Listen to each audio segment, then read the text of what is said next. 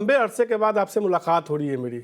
मुझे लगता है एक ज़माने में हम लोग साथ थे, बहुत लंबे अरसे के बाद मुलाकात हो रही है और इस इतने अच्छे मौके पे जब बजट को लेके बात हो रही है। आपने तो कई बजट देखे हैं, लगातार।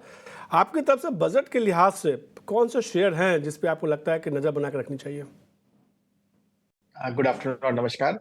आई थिंक जिस तरह से हम देख रहे हैं कि मार्केट का माहौल की बात करें तो कहाँ किस तरह से ट्रेंड है, तो आई थिंक देखिए कि जिस तरह से हम देखते हैं कि दिसंबर के इलेक्शन, स्टेट इलेक्शन के रिजल्ट के बाद जो निफ्टी चली है वन वे, और जो थ्रस्ट रहा है गवर्नमेंट का लास्ट एक साल से हम देखें तो मेरे ख्याल से दो तीन सेक्टर बहुत ही विजिबल है उसके अंदर। एक तो हम देखें कि पीएसयू एज अ बास्केट की रैली चलती आ रही है लास्ट 6 महीने के अंदर से, तो मुझे लग रहा है कि पीएसयू एज अ बास्केट चलता ही रहेगा। तो उसमें से पिक किया है ओएनजीसी। आप देखिए बहुत ही सस्ता वैल्यूएशन, 5 टाइम अर्निंग पे मिल रहा है 18% आरओई वाला कंपनी है।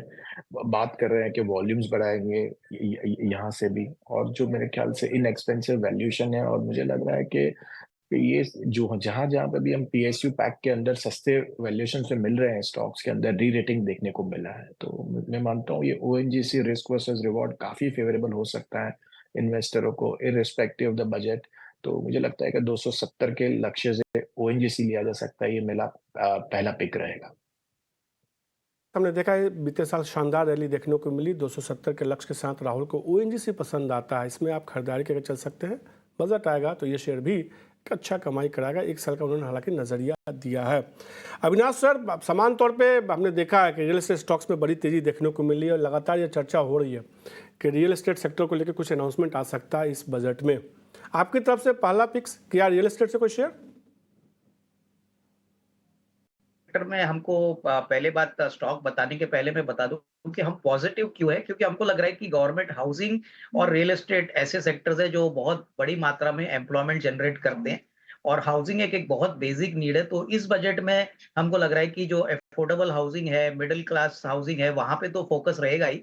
बट जो लग्जरी सेगमेंट है वहां पे जो तेजी आ गई है उसमें भी गवर्नमेंट चाहेगी कि उनको भी थोड़ा सा इसका बेनिफिट मिले।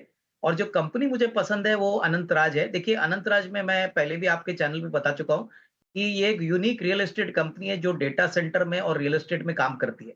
रियल एस्टेट की बात करें तो इनके पास करीबन 100 एकड़ जमीन है गुड़गांव में। गुड़गांव मार्केट पिछले 6 से 12 महीने में बहुत तेजी से ग्रो कर रहा है।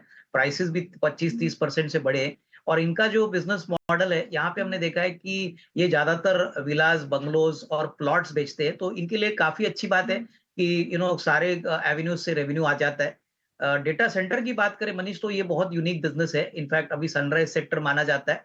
करीबन 300 मेगावाट की कैपेसिटी तो अभी उन्होंने ऑलरेडी लगाई है। करीबन 24 मेगावाट मार्च से ऑपरेशनल हो चुकी है। और हमको लग रहा है कि इस साल कम से कम 230-235 करोड़ का प्रॉफिट आएगा, जो पिछले साल 150 करोड़ था। और अगले साल दैट इज FY25 की बात करें तो 350 करोड़ का प्रॉफिट आने की अपेक्षा है। तो ये बहुत ही स्ट्रॉन्ग ग्रोथ है। और दूसरे रियल एस्टेट कंपनीज के मुकाबले में मुझे लगता है पहले तो बिजनेस मॉडल रोबोस्ट है और ग्रोथ यहाँ से और भी अच्छा होगा। तो करीबन 375 का पहला टारगेट लेके 318-19 जो भाव चल रहा है, इसको खरीदने का मौका समझ लीजिए। तीसरा क्वार्टर काफी स्ट्रांग होगा, लेकिन आने वाला साल भी इससे काफी अच्छा होगा। तो ये डेफिनेटली एक पोर्टफोलियो पिक रहेगा। तो यहाँ पे जरूर थोड़ा निवेश करने की सलाह रहेगी। तो अनंत इंडस्ट्रीज